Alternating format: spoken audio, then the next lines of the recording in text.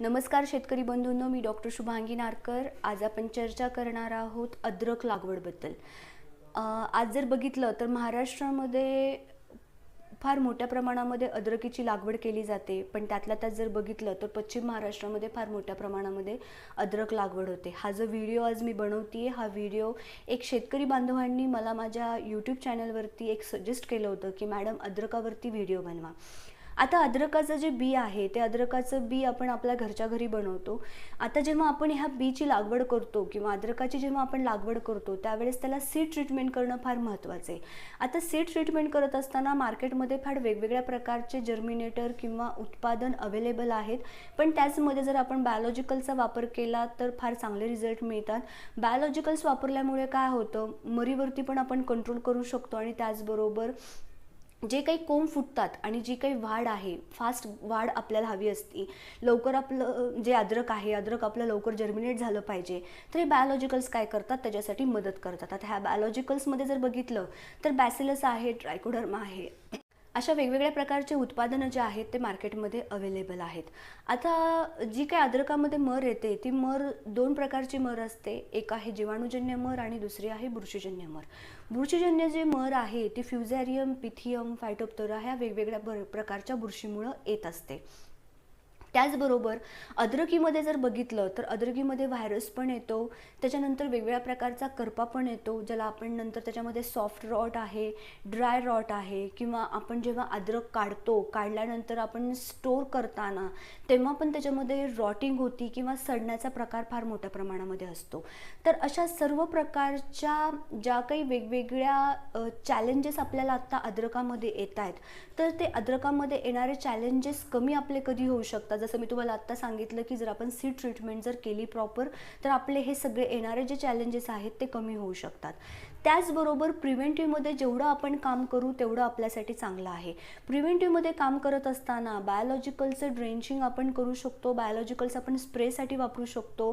त्याचबरोबर जे आहे ते नीम तेल पण आपण ड्रेंचिंगसाठी पण वापरू शकतो आणि स्प्रेसाठी पण घेऊ शकतो। त्याच्यामुळे वेगवेगळ्या प्रकारचे कीड आणि रोगापासून जे काही आहे आपल्याला सुटकारा देऊ शकतो तो म्हणजे नीम तेल। कारण की जे ॲझॅडिरेक्टिन आहे, म्हणजे ज्याला आपण निंबोळी अर्क म्हणतो, तो निंबोळी अर्क त्याचे गुणधर्म खूप चांगले आहेत, त्याचे इतके ॲडव्हान्टेजेस आहेत की तो आपलं बुरशीनाशक म्हणून, कीटकनाशक म्हणून आणि जीवाणूनाशक म्हणून पण काम करतं। त्यामुळे याचे रिझल्ट्स आपल्याला खूप चांगले मिळतात।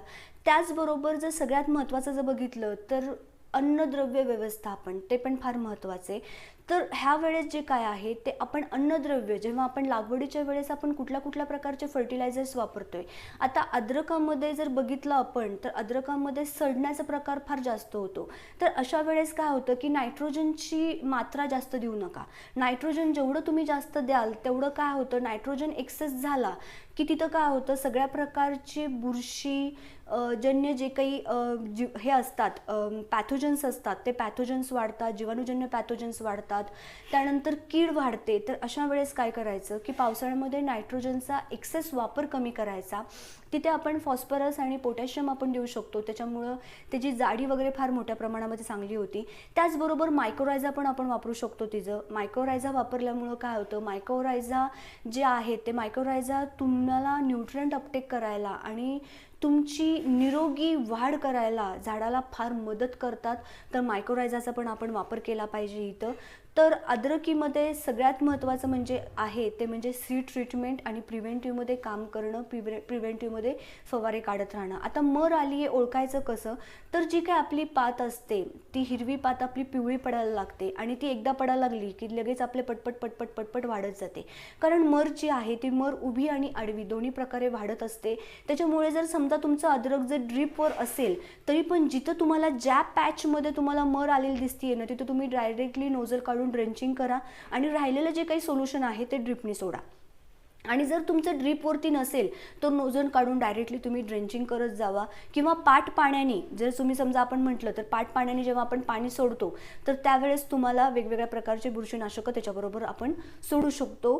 तर तुम्हाला माहीतच आहे की तुम्हाला तिथं कॉक वगैरे करून सलाईनची पाईप वगैरे टाकून त्याच्यामध्ये तुम्ही पाट पाण्या थ्रू पण तुम्ही देऊ शकता। जर तुम्हाला हा व्हिडिओ आवडला असेल तर लाईक करा, शेअर करा, सबस्क्राईब करा, कमेंट करा। थँक्यू सो मच, धन्यवाद।